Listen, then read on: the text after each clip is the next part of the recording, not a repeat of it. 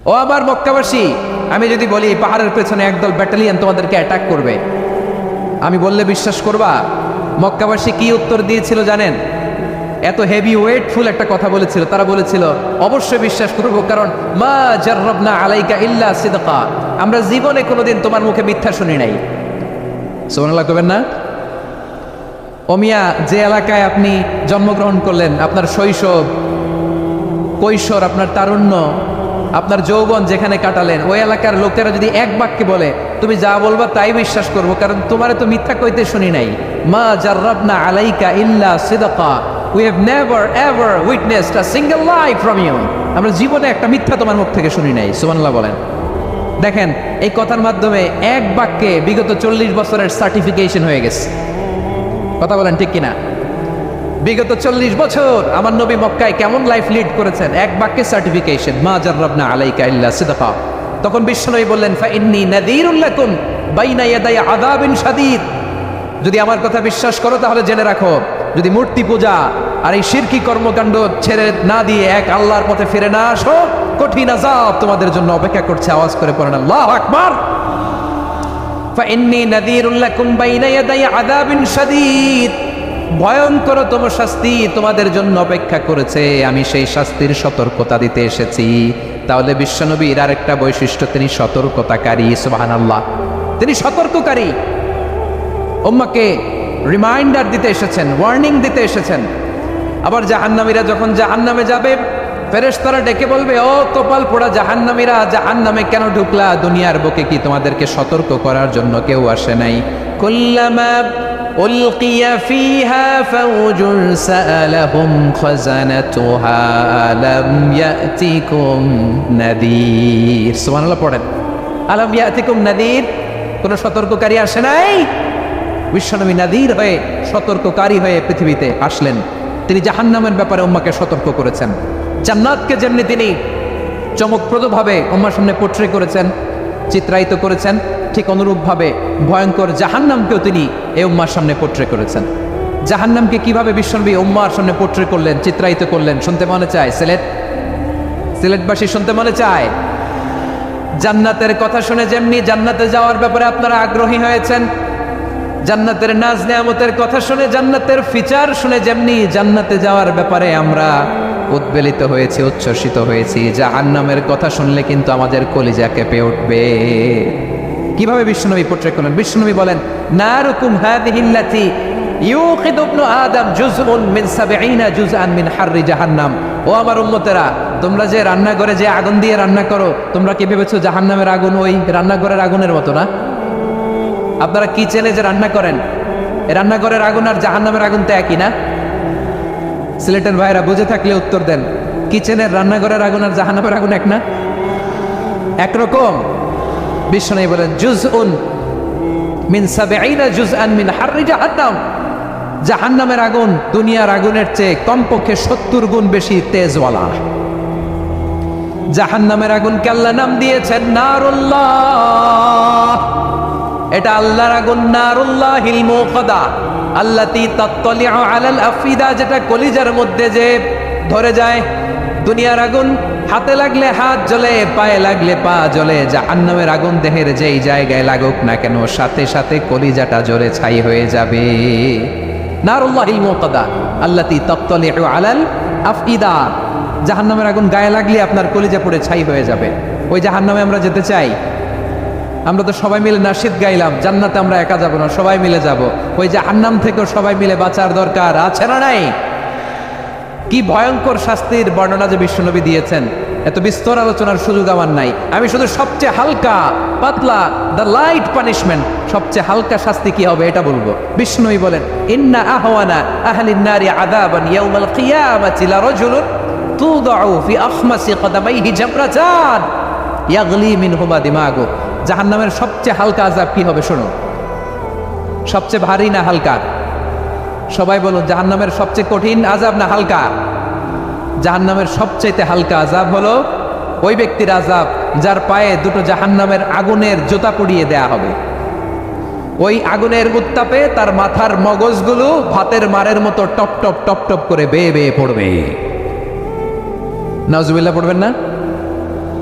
আচ্ছা প্রিয় সিলেট, আওয়াজ করে বলেন, এইটা যদি সবচেয়ে জাহান্নামের ভেতরে লক্ষ লক্ষ কোটি কোটি কাফের মুশরিককে দেওয়ার পরেও জাহান্নাম বলবে হাল মিন মাজিদ, আরো আছে নাকি, আরো দাও। কোটি কোটি কাফেরের দল, মুশরিকের দল, সীমা লঙ্ঘনকারী দল, তাদেরকে যখন জাহান্নামে ফেলা হবে, বড় বড় পাথরখণ্ড জাহান্নামে ফেলা হবে, তারপরও জাহান্নাম বলবে হাল মিন মাজিদ, আরো আছে নাকি, দাও, আরো দাও, আরো দাও। আমার ক্ষুধা নিবারণ হয় নাই। জাহান্নামে তো উত্তপ্ত হবে, জ্বলন্ত হবে, ভয়ঙ্কর হবে। জাহান্নামের এক অংশ আরেক অংশকে খেয়ে ফেলবে। আল্লাহু আকবার। ফেরেশতারাও টালমাটাল হয়ে যাবে। জাহান্নামের রক্ষী ফেরেশতারা কি করবে তারা নিজেরাও বুঝতে পারবে না। কোটি কোটি মুশরিক কাফেরদেরকে জাহান্নামে নিক্ষেপ করার পরেও জাহান্নাম ঠান্ডা হবে না, শান্ত হবে না, বলবে হাল মিন মাজিদ, আরো আছে নাকি, আরো দাও। তখন আল্লাহ তাআলার কুদরতি পা জাহান্নামের ভেতরে ঢুকিয়ে দিবেন। সুবহানাল্লাহ পড়তে পারলেন না মজা করে?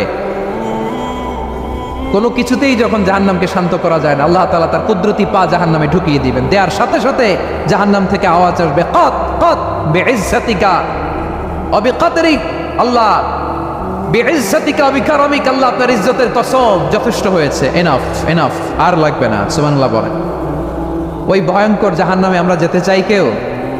আমরা সব সময় ওই জাহান্নাম থেকে আল্লাহর কাছে পানাহা চাই। আওয়াজ করে বলেন ঠিক কিনা? বিশ্বনবী সব সময় আল্লাহর কাছে আল্লাহর জান্নাত চাইতেন, আল্লাহর জাহান্নাম থেকে পানাহা চাইতেন। তিনি বলতেন আল্লাহুম্মা ইন্না নাসআলুকাল জান্নাতা ওয়া নাউযু বিকা মিনান নার, আল্লাহ তোমার কাছে জান্নাত চাই, তোমার জাহান্নাম থেকে পানাহা চাই। আবার আমরা যখন দোয়া পড়ি, আমরা পড়ি রব্বানা আতিনা ফিদ দুনিয়া হাসানাতাও ওয়া ফিল আখিরাতি হাসানাতাও ওয়া কিনা আযাবান নার, আল্লাহ দুনিয়ার কল্যাণ দাও, আখিরাতের কল্যাণ দাও, জাহান্নামের আগুন থেকে বাঁচিয়ে দাও, পড়ে আমিন। ওয়া কিনা আযাবান নার মানে কি? আল্লাহ তুমি আমাদেরকে বাঁচাও আগুনের শাস্তি থেকে। এটা বিশ্বনবীর সবচেয়ে প্রিয় দোয়া ছিল। নবী যখন তাওয়াফ করতেন, প্রতিটা তাওয়াফে তিনি এই দোয়াটা পড়তেন। রুকনে ইয়ামানি থেকে হাজরে আসওয়াদে যখন তিনি যেতেন, এই দোয়াটা পড়তেন, রব্বানা আতিনা ফিদ দুনিয়া হাসানা ওয়া ফিল আখিরাতি হাসানা ওয়া কিনা আযাবান নার, আল্লাহ দুনিয়ার কল্যাণ দাও, আখিরাতের কল্যাণ দাও, আল্লাহ জাহান্নামের আগুনের শাস্তি থেকে তুমি আমাদেরকে বাঁচাও। আওয়াজ করে সবাই পড়ুন আমিন। তাহলে বিশ্বনবী ওই জাহান্নামের ব্যাপারে আমাদেরকে সতর্ক করেছেন। এজন্য আল্লাহ তাআলা বিশ্বনবীর নাম দিয়েছেন নাদির, সতর্ককারী, ওয়ার্নার। আল্লাহ বলেছেন নবী আপনারে আমি শাহিদ মানে সাক্ষ্যদাতা বানালাম, মুবাশশিরান আপনারে আমি সুসংবাদদাতা বানালাম, নাদিরা আপনারে আমি সতর্ককারী বানালাম। 4 নম্বরে ওয়া দাঈয়ান ইলাল্লাহি বিইذনিহি, আপনারে আমি দাঈ ইলাল্লাহ বানালাম। সুবহানাল্লাহ পড়েন। আপনাদের মনোযোগ আছে না গেছে? মাশাআল্লাহ মনোযোগ আছে তো? আমি তো ভাবছি বোরিং হয়ে গেছে। স্লোগান দিতে মন চাচ্ছে। ওকে, স্লোগান ইজ অন।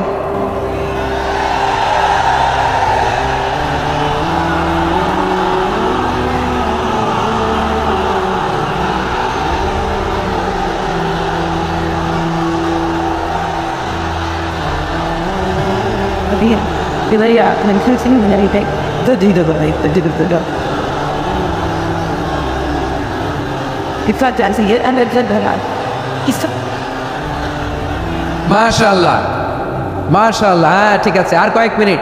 ঠিক আছে, আমার দিকে তাকাও, সাউন্ড হবে না, আমার দিকে তাকাও। বৈশিষ্ট্য কয়টা সবাই বলেনি?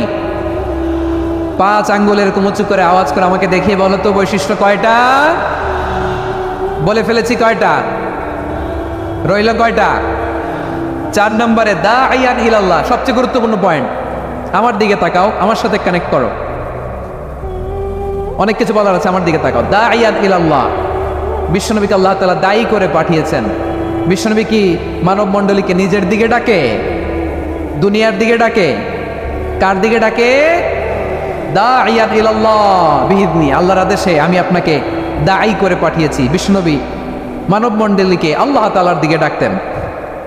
আল্লাহ তাআলা বলেন ومن أحسن قولا ممن دعا إلى الله وعمل صالحا وقال إنني من المسلمين, তার চাইতে ভালো কথা, শ্রেষ্ঠ কথা, কল্যাণকর কথা আর কার হতে পারে যে মানুষকে আল্লাহর দিকে ডাকে, সৎকর্ম করে আর বলে আমি হলাম মুসলমান। সুবহানাল্লাহ বলেন। এবং এই যে দাওয়াতি কাজ বিশ্বনবী করবেন, এটার একটা মেথডোলজি আছে। বিশ্বনবী কিভাবে দাওয়াতি কাজ করবেন উম্মার মাঝে, এটা আল্লাহ তাআলা দাওয়া মেথডোলজি তিনি শিখিয়ে দিলেন। তিনি বললেন, উদউ ইলা সাবিলি রাব্বিকা বিল হিকমাতি ওয়াল মাউইযাতিল হাসানাতি ওয়াজাদিলহুম বিল্লাতী হিয়া আহসান। নবী, আপনি মানুষকে আপনার রবের দিকে ডাকুন প্রজ্ঞার সাথে, বিচক্ষণতার সাথে, সুন্দর কথামালা দিয়ে, উপদেশ দিয়ে। আর যদি আল্লাহর দিন প্রচার করতে যে কারো সাথে তর্ক করতে হয়, সর্বোত্তম পন্থায় সেই তর্ক করেন। পড়েন সুবহানাল্লাহ। প্রিয় ভাইরা, উদউ ইলা সাবিলি রাব্বিকা বিল হিকমা, আমরা হিকমতের সাথে দাওয়াতি কাজ করতে চাই। হিকমা মানে কি? হিকমা মানে হচ্ছে knowledge plus common sense equals to হিকমা। আল্লাহর দেয়া কোরআন সুন্নাহ এবং আপনার কমন সেন্স দুইটাকে একসাথে মিক্স করলে এটা প্রজ্ঞা হিসেবে রিফ্লেক্ট করে। শুধু কোরআনের আয়াত মুখস্থ করলেই হবে না, হাদিস মুখস্থ করলেই হবে না, এটা কিভাবে উপস্থাপন করতে হবে সেটাও জানার দরকার আছে না নাই? কি বলতে হয়, কতটুকু বলতে হয় সেটাও জানার দরকার আছে না নাই? সেটার নাম হচ্ছে হিকমা, প্রজ্ঞা। এই প্রজ্ঞার সাথে, বিচক্ষণতার সাথে আমাদেরকে দাওয়াতি কাজ করতে হবে। বিষ্ণু ইসলামের দাওয়াতি কাজের পন্থা, দাওয়াত দিতে হবে গ্রাজুয়ালি। তাকিয়েছেন আমার দিকে, তাকিয়েছেন সবাই? মাশাআল্লাহ, ভেরি নাইস অডিয়েন্স, মাশাআল্লাহ। গ্রাজুয়ালি দাওয়াত দিতে হবে, একবারে সব না। সে যখন ইসলামে আসে একবারে আপনি সব চাপিয়ে দেবেন না। নতুন কেউ দিনে ফিরেছে, ইসলাম মানতে চায়, আপনি যদি বলেন তোর 5 ওয়াক্ত নামাজ পড়তে হবে, রোজা রাখতে হবে, তাহাজ্জুদ পড়তে হবে, তোর দাড়ি নাই কেন, তুই তো জাহান্নামে যাবি, এরকম অনেকে বলে কি বলে না? বলা যাবে না, এগুলো বলবেন না। দাওয়াত দিতে হবে গ্রাজুয়ালি, ধীরে ধীরে মানুষকে বোঝাতে হবে। একবারে ইসলামের সব মানুষ মানতে পারে না। আপনারা কি জানেন মদের বিধান, মদের হারাম হওয়ার বিধান একবারে আসে নাই। প্রথমে বলা হয়েছে মদে কিছু উপকারও আছে, ক্ষতিও আছে, তবে উপকারের চেয়ে ক্ষতি বেশি। সাহাবারা সাবধান হয়ে গেল। এরপর বিধান নাজিল হলো, তোমরা নামাজে যাওয়ার আগে মদ খেও না। 5 বেলা সাহাবারা আর মদের কাছেও যেতেন না, আরো সাবধান হয়ে গেল। সব শেষে ইন্নামাল খামরু ওয়াল মাইসিরু ওয়াল আনসাবু ওয়াল আজলামু রিজসুম মিন আমালিশ শাইতান ফাজতানিবু। মদ, জুয়া এগুলো শয়তানের কাজ, এগুলো থেকে বিরত থাকো। সবাই মদ খাওয়া থেকে একেবারে বিরত রইল। মদের মটকা হাড়ি ভেঙে সবাই মদিনার রাস্তায় ঢেলে দিল। মদের পানিতে পুরো মদিনার অলি গলি সয়লাভ হয়ে গেল। বলেন সুবহানাল্লাহ। তাহলে মদ কি একবারে হারাম হয়েছে? প্রিয় সিলেট, আওয়াজ করে বলেন, মদের বিধান, হারাম হওয়ার বিধান এটা কি একবারে হয়েছে? কেউ যদি ইসলাম মানতে চায় একবারে তাকে সবকিছু চাপিয়ে দেয়া যাবে না। আমাদের কাছে অনেকে আসে, আয়সা বলে, হুজুর আমার মেয়েটা পর্দা করে না, হুজুর পর্দা করে না, ওর জন্য দোয়া করেন। তা আমি বলি বয়স কত? বলে 22। তো 22 বছর বয়সে আগে কি করছেন? আগে পর্দা করাইছেন? না, করাই নাই। তো এখন তো আর হবে না। এখন তাকে আস্তে আস্তে বুঝান যে মা শালীন পোশাক পরো, একটু শালীন, যেমন আছো তেমনই থাকো, শালীন পোশাক। শালীনে অভ্যস্ত হলে বুঝান, মারে একটু মাথায় কাপড় দাও, একটু হেজাব করো। ওইটাতে অভ্যস্ত হয়ে গেলে এরপরে তাকে নেকাবের দিকে আপনি আহ্বান করেন। ওইটাতে অভ্যস্ত হয়ে গেলে হাত মোজা, পা মোজা যদি করতে চায়, এইভাবে গ্রাজুয়ালি আগাতে হবে। প্রিয় ভাইয়েরা, আমি বলেছিলাম যে একদল খেয়ে গিয়েছে, আরেক দল খাওয়ার জন্য রেডি হয়ে আছে। তো কোনো দল এটা নিয়ে কোনো কথা বললো না, আপনারা এটাকে নিজের গায়ে যে মাখালেন, এটা ঠিক হয়নি। আর এই জাতীয় বার্তা যখন আমরা দেই, তখন যদি আপনি বলেন যে পারলে রাজনীতিতে আসেন, পারলে দল করে দেখান, এটা হইল? তো যশোরের প্রোগ্রামের এক ভিডিওর পেছনে আমাদের কিছু দিনী ভাইরা 6 বছর আগের এক অডিও ব্যাকগ্রাউন্ডে জুড়ে দিয়ে বিভ্রান্তি ছড়ানোর জন্য সোশ্যাল মিডিয়াতে ছড়িয়ে দিয়েছে। তো তাদের প্রতিও আমাদের কোনো রাগ নাই, ক্ষোভ নাই, তারা হয়তো দিনই তাকাদা থেকেই করেছে। প্রিয় ভাইরা, সূরাতুল আহজাবের 45 এবং 46 নম্বর আয়াত আমি তেলাওয়াত করেছি, যেখানে আল্লাহ তাআলা বিশ্বনবীর 5টি বৈশিষ্ট্যের কথা বলেছেন। কয়টি? সবাই বলুন আওয়াজ করে, কয়টি? 5টি বৈশিষ্ট্যের কথা আল্লাহ তাআলা এই আয়াত দুটিতে উল্লেখ করেছেন। বিশ্বনবী সাল্লাল্লাহু আলাইহি ইসলামের জীবনী, ওনার বায়োগ্রাফি নিয়ে কথা বলাটা দুষ্কর, কারণ এটার কোনো শেষ নাই, ফুল নাই, কিনারা নাই, বিয়ন্ডলেস, বাউন্ডলেস, বটমলেস। সুবহানাল্লাহ বলেন। কারণ তিনি তো এমন নবী যিনি হ্যাঁ বললে এটা শরীয়তে হালাল হয়ে যায়। নবীর মুখ দিয়ে যদি বের হয় হ্যাঁ, নাম, ইয়েস, তাহলে এটা হালাল, ঠিক কিনা বলেন? এ নবীর মুখ দিয়ে যদি না বের হয় যে না, নো, তাহলে এটা শরীয়তে হারাম হয়ে যায়। কেমন নবী আমরা পেয়েছি, যিনি হ্যাঁ বললে হালাল, না বললে হারাম, যিনি সাব্বাবা, এই আঙ্গুলি উপরের দিকে উঁচু করলে চাঁদ ভেঙে 2 টুকরা হয়ে যায়, যে নবী জমিন থেকে পা উঁচু করলে আল্লাহর আরশে মেরাজে চলে যায়, এমন নবীর উম্মত আমরা হয়েছি। যে নবীকে বাদ দিলে কোরআন বোঝা যায় না, কারণ এ নবীর উপরই কোরআন নাজিল করেছে কে? এ নবীকে বাদ দিলে হাদিস বোঝা যায় না, কারণ হাদিস তো এ নবীর মুখনিসৃত পবিত্র বাণী। সুবহানাল্লাহ পড়েন। এ নবীকে বাদ দিলে জান্নাত চেনা যায় না, কারণ জান্নাত তিনি চাক্ষুষ দেখে এসে আমাদেরকে মেরাজ শেষে বর্ণনা করে শুনিয়েছেন। এ নবীকে বাদ দিলে জাহান্নাম চেনা যায় না, এ নবীকে বাদ দিলে আমার রবকে চেনা যায় না, ঠিক কিনা বলে? তো বিশ্বনবীর 5টি বৈশিষ্ট্যের কথা আল্লাহ তাআলা এই সূরাতে উল্লেখ করেছেন।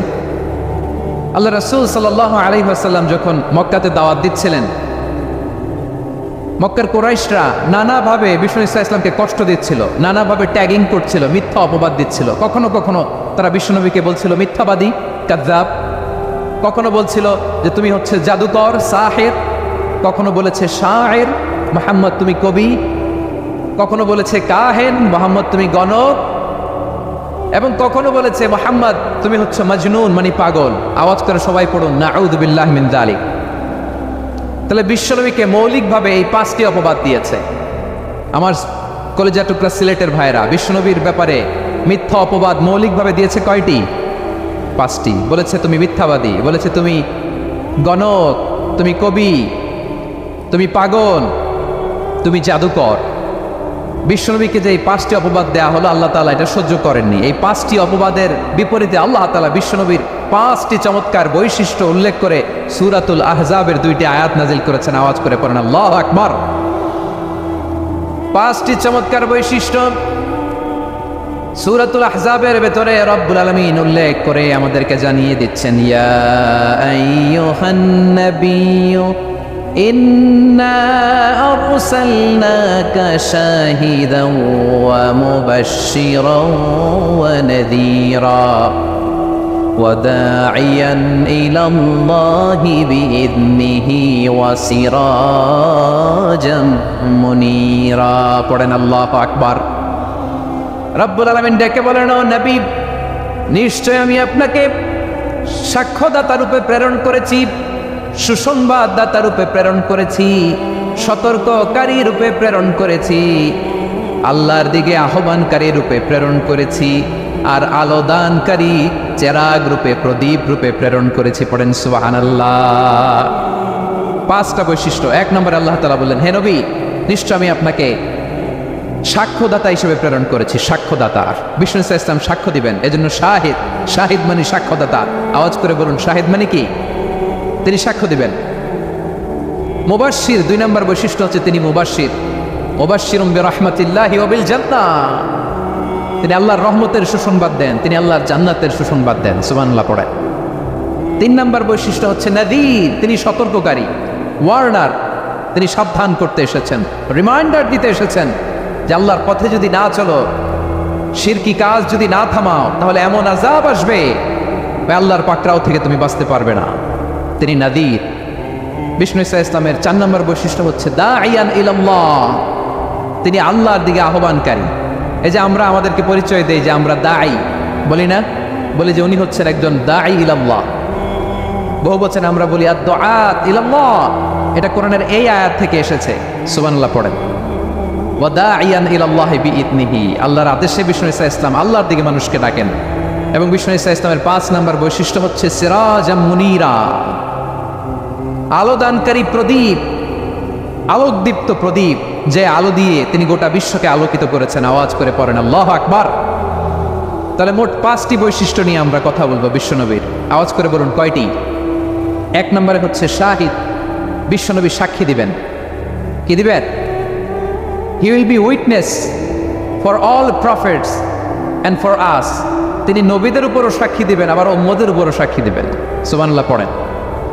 কিয়ামতের দিন আল্লাহ তাআলা প্রত্যেক নবীকে জিজ্ঞেস করবেন যে তুমি কি তোমার উম্মতের কাছে আমি যা যা পৌঁছাতে বলেছিলাম পৌঁছিয়েছো? নবীরা বলবে আল্লাহ আমি পৌঁছিয়েছি। নবীদের কথা ঠিক কিনা, সত্য কিনা, এর সপক্ষে তখন বিশ্বনবী সাক্ষী দিবেন। সুবহানাল্লাহ পড়েন।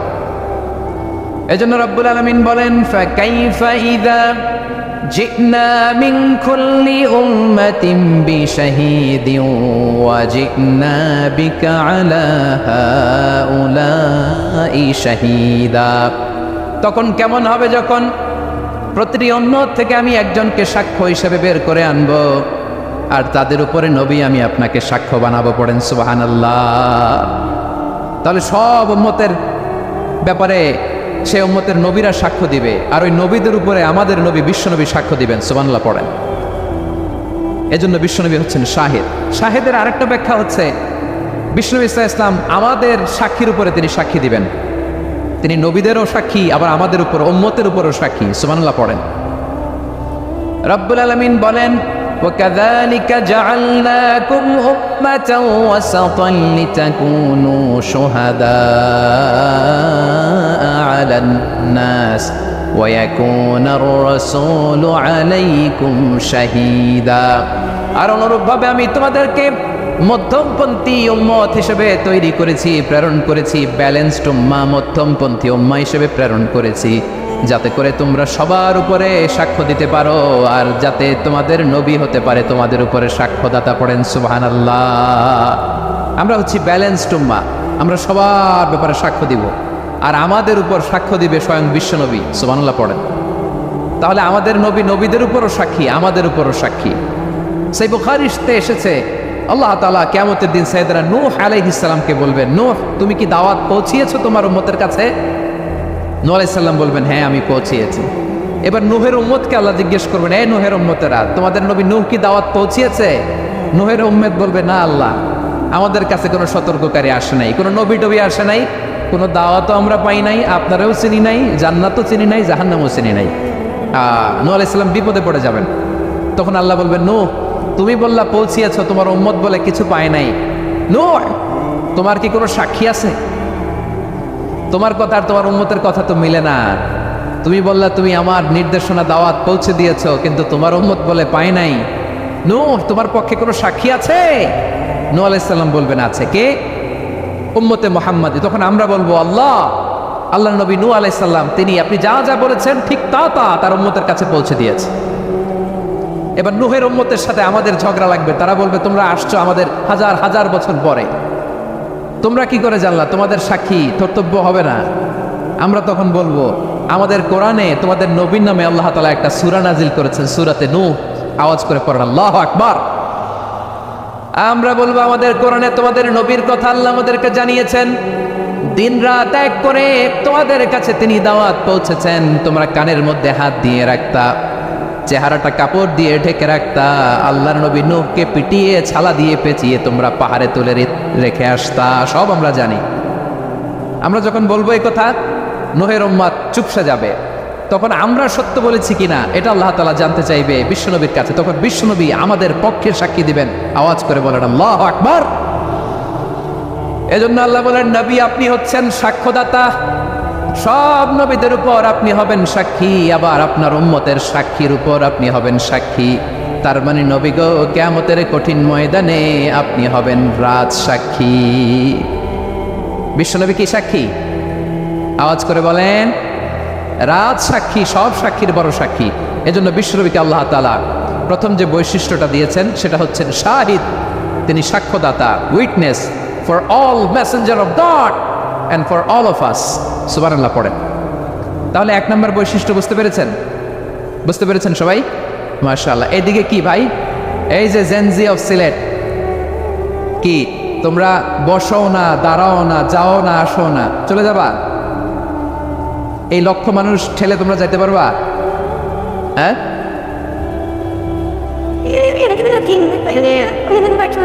বসো বসো, বসতে হবে।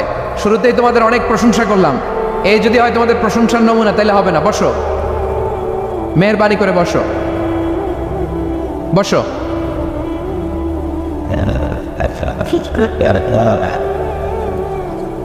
আওয়াজ করে তাকবীর দেন, আওয়াজ করে পড়েন লিল্লাহে তাকবীর।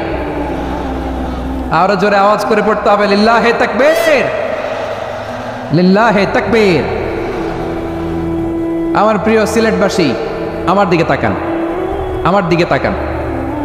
জি, এইরকম গ্যাদারিং হইলে পাবলিক ইভেন্ট বন্ধই করে দিতে হবে আমাদের। আমার দিকে তাকান। তাহলে আল্লাহ তাআলা বিশ্বনবীর 5টি বৈশিষ্ট্যের কথা বলেছেন। একটি বৈশিষ্ট্যের ব্যাপারে আমরা জানলাম, তিনি হচ্ছেন শাহিদ, সাক্ষ্যদাতা, সবার উপরে সাক্ষ্যদাতা। 2 নম্বর বৈশিষ্ট্য হচ্ছে মুবাশশিরা, তিনি সুসংবাদদাতা। সিলেটবাসী আওয়াজ করে আমার সাথে বলো মুবাশশিরা, মানে সুসংবাদদাতা। তিনি আল্লাহর রহমতের সুসংবাদ দেন, তিনি জান্নাতের সুসংবাদ দেন। এই উম্মতের মধ্য থেকে যারা গাফেল, যারা অবাধ্য, যারা সীমালঙ্ঘনকারী, তাদেরকে বিশ্বনবী আল্লাহর রহমতের সুসংবাদ দেন। তিনি বুঝান আল্লাহর দরবার 24/7, 24 ঘন্টা খোলা। আপনি যত বড় পাপী হন, আপনি যতই অন্যায় করেন না কেন, আল্লাহর রহমতের দরিয়া, আল্লাহর রহমতের দরজা আপনার জন্য খোলা আছে না নেই? জায়নামাজটা বিছিয়ে দেন, চোখের পানি ছেড়ে দেন, 2 রাকাত নামাজ পড়ে সেজদায় লুটিয়ে পড়ে কাঁদেন। যত গুনাহ আপনার হোক না কেন, আপনার গুনাহ মাফ করে কবুল করে নিবে কে? যারা প্র্যাকটিসিং, যারা ইমানদার, তাদেরকে বিশ্বনবী জান্নাতের সুসংবাদ দেন। আওয়াজ করে পড়েন সুবহানাল্লাহ। এজন্য রব্বুল আলামিন বিশ্বনবীর পরিচয় অন্য আয়াতে এভাবে তুলে ধরেন, ওয়ামা আরসালনাকা ইল্লা কাফাতান লিন-নাসি বাশীরাও ওয়া নাযীরা। নবী হে, আমি গোটা জগৎবাসীর জন্য আপনাকে সুসংবাদদাতা এবং সতর্ককারী করে জমিনে প্রেরণ করেছি। মুবাশশিরাম বিল জান্নাত, তিনি জান্নাতের সুসংবাদ দেন, তিনি আশা জাগান। নবীর কথা শুনলে মানুষ বুকে আশা ফিরে পায়। আমার নবী কাউকে হতাশ করেন না। হতাশা বিশ্বনবীর ডিকশনারিতে নাই। তিনি মানুষকে আশাবাদী করে তোলেন। বিশ্বনবীর কথা শুনলে মানুষের হৃদয় নরম হয়, তারা আশা ফিরে পায়। বিশ্বনবীর মুখ নিঃসৃত পবিত্র প্রতিটি কথাই আশা জাগানিয়া। সুবহানাল্লাহ পড়েন।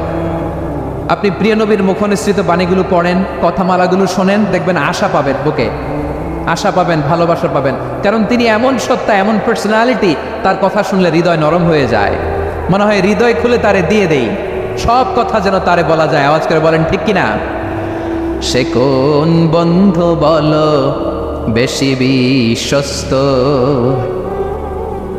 সে কোন বন্ধু বলো বেশি বিশ্বস্ত, কার কাছে মন খুলে দেয়া যায়, কার কাছে সব কথা বলা যায়, হওয়া যায় বেশি আশ্বস্ত। তার নাম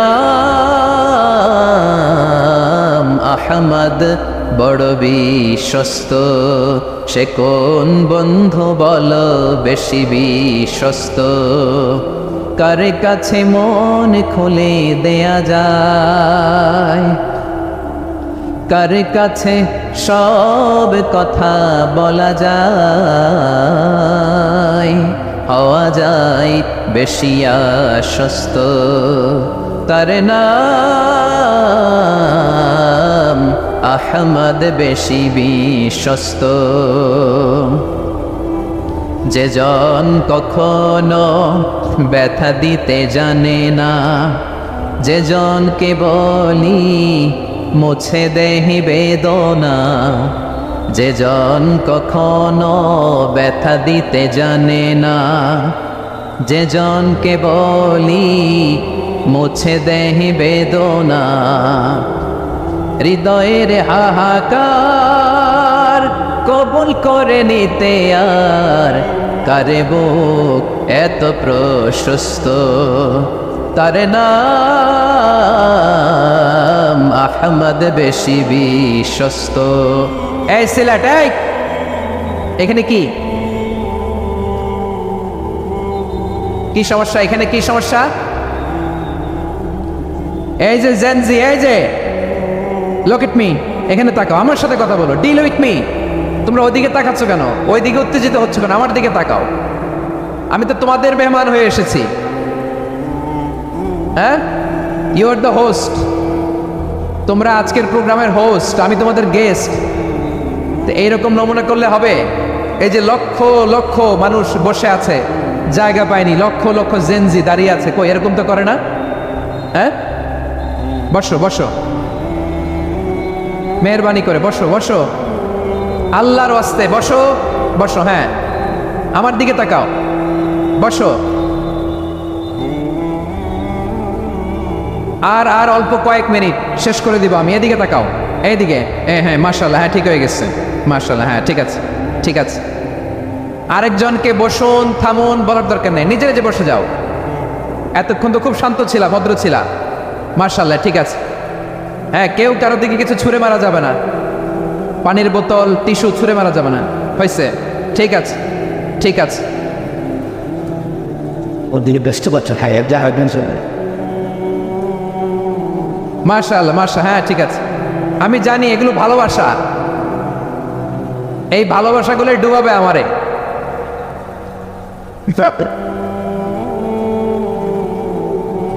তোমাদের এই ভালোবাসার জন্য যদি আমি কথাই বলতে না পারি, দুইটা বাক্য যদি আমি শোনাতে না পারি, কোথাও বসতে না পারি, দাঁড়াতে না পারি, তাহলে এই ভালোবাসা দিয়ে কিছু হবে? হ্যাঁ, তোমাদের শুরুতেই তো বললাম রেসপন্সিবল হইতে হবে। এখানে নিঝুম নিস্তব্ধ একটা পরিবেশ লাগবে কথা বলবার জন্য। মাশাআল্লাহ, এই তো ঠান্ডা হয়ে গেছে। হ্যাঁ, বিশাল মাঠ। আমি তো বাংলাদেশের অলমোস্ট অধিকাংশ জেলায় গিয়েছি, এই এমসি কলেজের ময়দানের মতো মাঠ আমার চোখে আর পড়ে নাই বাংলাদেশ। এত বড় ময়দান, এই পুরো ময়দানে লাইটিং করে ওনারা ব্যবস্থাপনা করেছেন, এলইডি স্ক্রিন দিয়েছেন যাতে করে দূর দূরান্ত থেকে দেখা যায়। এখন আমাকে সবাই যদি কাছে থেকে দেখতে চাও, কাছে থেকে দেখে দেখে লক্ষ লক্ষ মানুষ, 5 লাখ 10 লাখ লোক কি কাছে বসে দেখতে পারবে? তো এতটুকু স্যাক্রিফাইস তো করতে হবে তোমাদের। হ্যাঁ, ঠান্ডা হয়েছে, ঠিক আছে, মাশাআল্লাহ। হ্যাঁ, এই কয়েকজন শুধু, হ্যাঁ বসে যাও। আল্লাহর ওয়াস্তে আমি সবাইকে দেখতে পাচ্ছি, আল্লাহর ওয়াস্তে মেহেরবানি করে চুপ থাকো। প্রিয় ভাইরা, বিশ্বনবী তিনি মানুষের হৃদয়ে আশা জাগান। আমরা মানুষকে ভয় দেখাই, ঠিক কিনা? আমরা ইসলামকে এমন কঠিনভাবে উপস্থাপন করি, মানুষ ভয় পেয়ে যায়। বিশ্বনবী মানুষকে ভয় দেখাতেন না, তিনি আশা দিতেন, ভরসা দিতেন। কানা রাসূলুল্লাহ সাল্লাল্লাহু আলাইহি ওয়াসাল্লাম ইযা বাআসা আহাদান মিন আসহাবিহি ফি আমরিহি কানা ইয়াকুল বাশশিরু ওয়ালা তুনাফিরু ইয়াসসিরু ওয়ালা তুআসসিরু। কাউকে কোনো দায়িত্ব দিয়ে পাঠালে সাহাবাদেরকে তিনি বলে দিতেন প্রত্যেককে যে বাশশিরু ওয়ালা তুনাফিরু, মানুষকে সুসংবাদ দিও, দিন থেকে ভাগিও না, সহজভাবে ইসলামকে উপস্থাপন করো, ইসলামের শিক্ষাটাকে জটিল করে উপস্থাপন করো না। সুবহানাল্লাহ। ইদা সাআলতা ফাসআলিল্লাহ, যখন চাইতে মনে চায় আল্লাহর কাছে চাও, যখন সাহায্যের দরকার হয় আল্লাহর কাছে সাহায্য চাও। বিশ্বনবী নিজেও বিপদে পড়লে সাহায্য চাইতেন কার কাছে? আল্লাহর ওয়ালিরা বিপদে পড়লে সাহায্য চায় কার কাছে? তো আমরাও চাবো কার কাছে? এমনকি বিশ্বনবীর কাছেও সাহায্য চাওয়া যাবে না। বিশ্বনবীর মাকবারের সামনে আমরা মসজিদ নববীতে যখন সালাত পড়ে ওনার কবরের সামনে দাঁড়িয়ে যখন সালাম দেই, তখন বিশ্বনবীর কাছে কিছু চাওয়া যায় না। আল মাইয়িতু ফিল কবর কাল গরীকু ফিল বাহর, সাঁতার না জানা ব্যক্তি সাগরে পড়লে যেরকম অসহায়, মানুষ মরে গেলে এরকম অসহায়। সে আপনারে কিছু করতে পারে না, আপনি বরং তাকে দোয়া করে তার রুহে আপনি সওয়াব পৌঁছে দিয়ে আসবেন, তার জন্য ক্ষমা চাইবেন, ইস্তেগফার করবেন, কিন্তু তার কাছে কিছু চাওয়া যাবে? কিন্তু আমাদের দেশে চায় না। মাজারে যেয়ে চায় কি চায় না? দয়াল বাবার কাছে চায় কি চায় না? দয়াল বাবারে দয়া করো আমারে বলে, এখনো বলে। এত আমরা বুঝাই, তাওহীদের পক্ষে মানুষকে বুঝাই, শিরকের বিপরীতে আমরা মানুষকে সচেতন করি, এরপরেও বলে দয়াল বাবারে দয়া করো আমারে। দয়াল বাবা আপনার দয়া করতে পারে না, দয়া করতে পারে কে? এজন্য জীবনের যে কোনো মুহূর্তে, যে কোনো পরিস্থিতিতে, সিচুয়েশনেই আমরা থাকি না কেন, আমরা সাহায্য চাইবে একজনের কাছে, চিল্লায় বলতে হবে তিনি কে?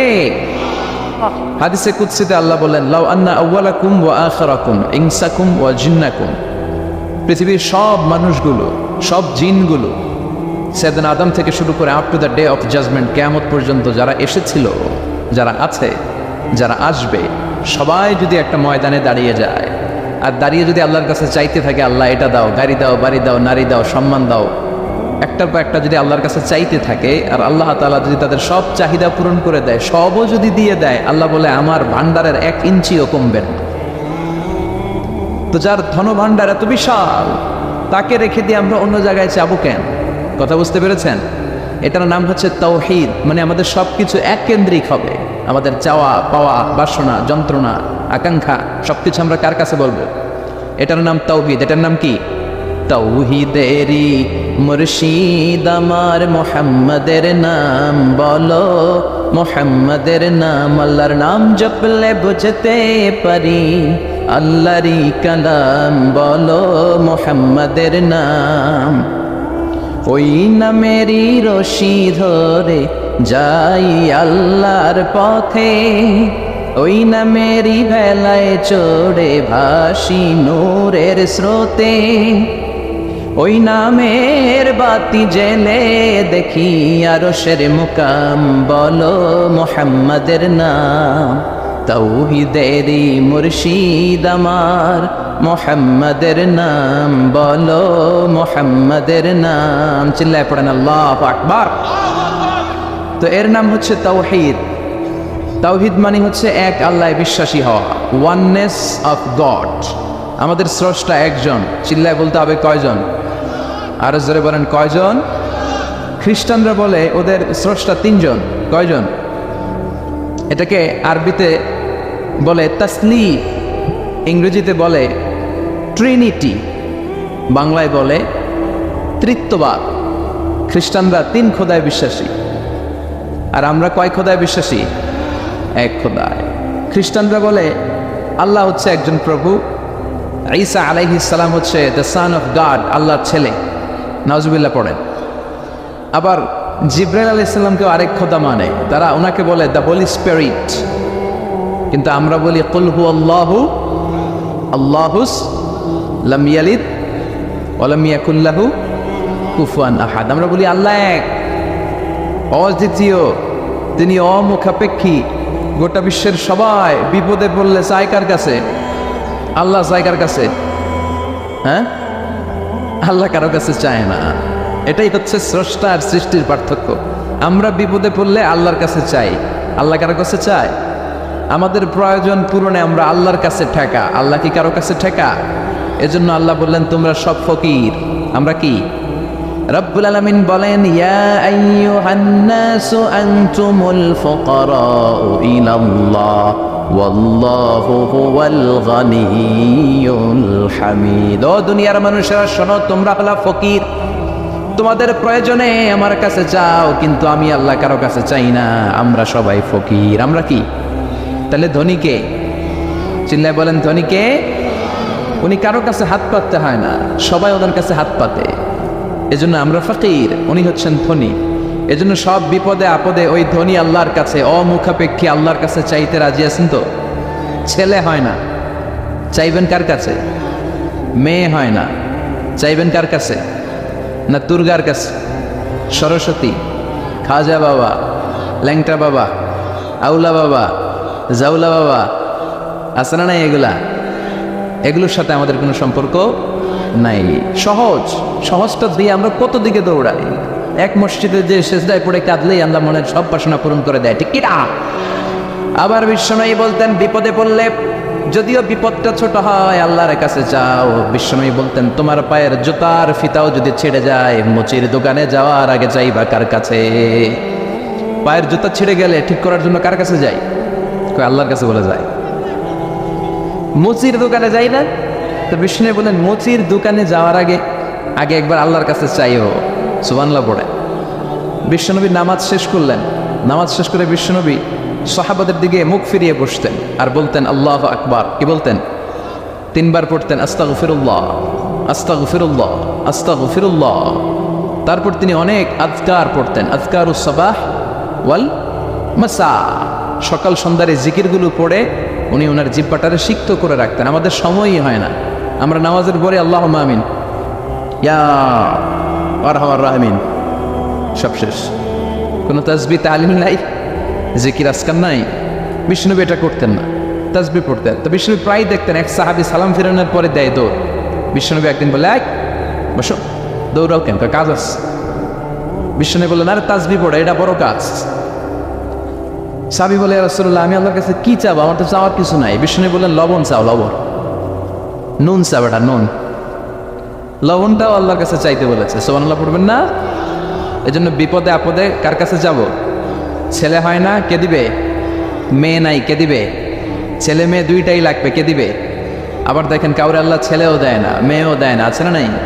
তাহলে দেওয়ার মালিক কিন্তু একজন, চিৎকার করে বলতে হবে, তিনি কে? এটার নাম তাওহীদ। এটার নাম কি? তাওহীদ। আর এর বিপরীত যদি করেন তাহলে সব শেষ। আল্লাহ শিরক থেকে তুমি আমাদের বাঁচাও। সবাই পড়েন আমিন। আপনাদের কি শীতে ধরছে? কষ্ট হচ্ছে?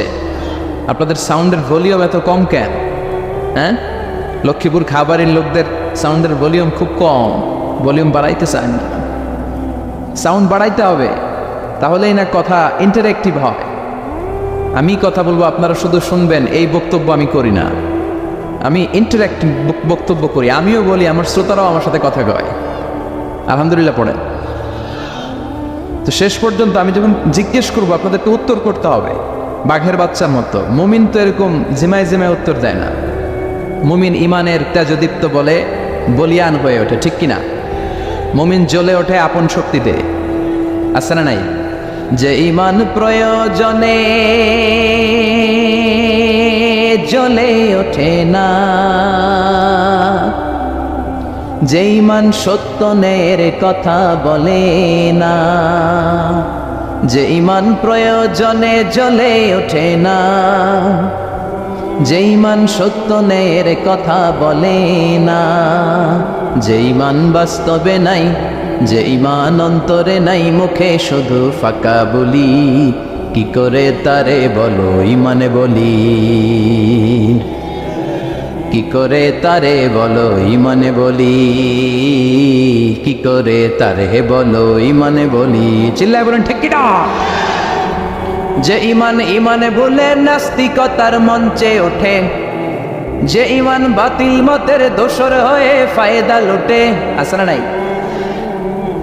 যে ইমান শুধুই কেবল খায় দায় আনন্দ করে, যে ইমান বোঝে না যে আরাকানে ভাইরা মরে, যে ইমান বাস্তবে নাই, যে ইমান অন্তরে নাই, মুখে শুধু ফাঁকা বলি, কি করে তারে বলো ইমানে বলি, কি করে তারে বলো ইমানে বলি, কি করে তারে বলো ইমানে বলি, ঠিক কিনা? তো ইমানের বলে বলিয়ান হতে হবে, জ্বলে উঠতে হবে আপন শক্তিতে। রবির স্লোগান না? কথাটা ভালো, জ্বলে উঠতে হবে আপন শক্তিতে। তো এই জন্য ইমানদারের আওয়াজ হবে খুব বুলন্দ আওয়াজ। আপনাদের সুবহানাল্লাহ আলহামদুলিল্লাহর আওয়াজে আকাশ বাতাস চন্দ্র ভেদ করে এই আওয়াজ আল্লাহর আরশে যে ধাক্কা লাগতে হবে। চিল্লা এখন ঠিক কিনা? শেষ পর্যন্ত এরকম বাঘের বাচ্চার মতো আওয়াজ করতে হবে। পারা যাবে না? ইনশাআল্লাহ পড়েন, আর জোরে পড়েন ইনশাআল্লাহ। আজকের এই প্রোগ্রামে আসতে পেরে আমরা খুশি না বেজার? কম না বেশি? আমরা সবাই খুশি পরিমাণে বেশি আওয়াজ করে পড়েন আল্লাহু আকবার।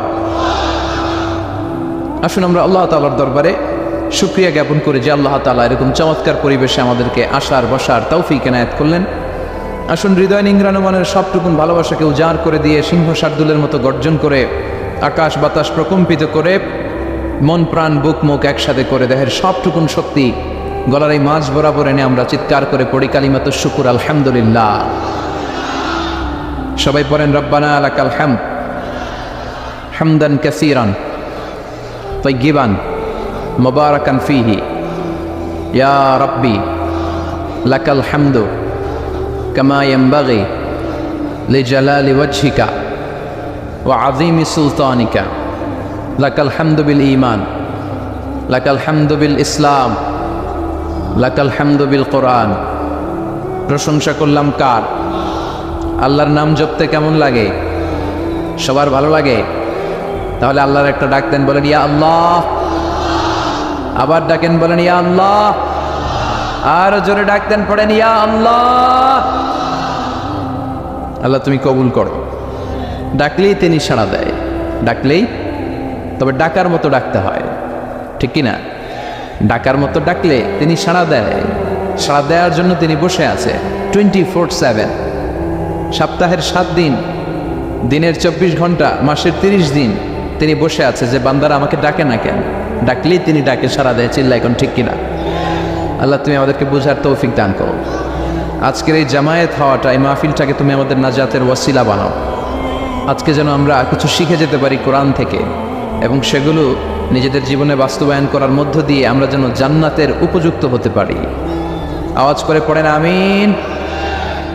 লক্ষ্মীপুর দৌলত খা বাড়ি, কসবা, ব্রাহ্মণবাড়িয়ার উদ্যোগে আজকে তাফসীরুল কোরআনের মাহফিল 8ই জানুয়ারি।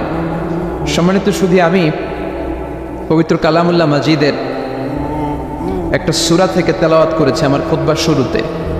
সূরাটার নাম সূরাতুল মুমিনুন। কি নাম? ভলিউম আবার কমে গেছে। সূরার নাম আরো জোরে, সূরাতুল মুমিনুন। সবাই বলতে হবে, বলেন তো সূরার নাম কি?